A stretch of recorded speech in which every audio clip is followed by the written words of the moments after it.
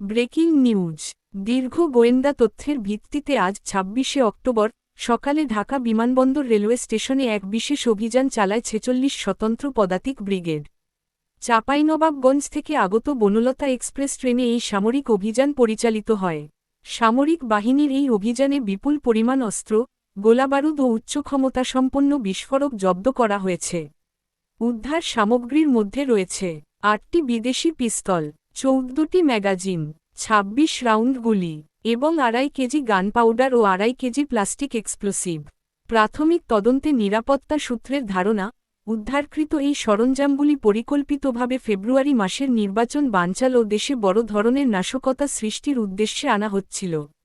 গোয়েন্দা সংস্থাগুলো বর্তমানে এই চালানোর পেছনে জড়িত বিশেষ গোষ্ঠী বা পলাতক দুষ্কৃতিকারীদের চিহ্নিত করার কাজ করছে।